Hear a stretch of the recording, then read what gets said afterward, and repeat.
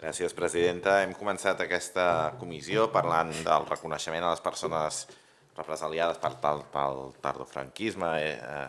Avui nosaltres portem una petició que es faci un reconeixement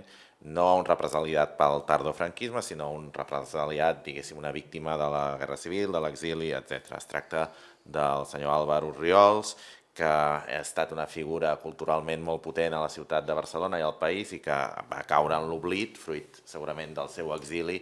i del que sempre diem, que la història l'escriuen els vencedors. I per tant el seu llegat ha quedat força marmat a la memòria de la ciutat i per això portem avui aquest prec. El senyor Álvaro Orriols va néixer l'any 1894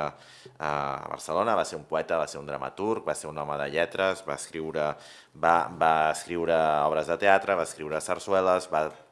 fomentar la traducció d'obres al català, des del Cyrano a obres de Lorca, també va traduir al castellà obres escrites en català de Frederic Soler Pitarra, etc. Sempre se'l va destacar en el seu moment com un impulsor del teatre popular i de masses, com un creatiu incansable, i al final el seu compromís social, el seu compromís també amb la República el va portar a emprendre l'exili al final de la Guerra Civil. Va escriure Les fogueres del Pertús, que és una crònica d'aquest camí de l'exili, de Barcelona, Hostalric, etc., fins a Baiona, on va morir l'any 76 sense poder retornar a la seva ciutat natal. I per això avui portem aquesta petició que es faci alguna mena de reconeixement, sigui una plaga a la seva casa natal, sigui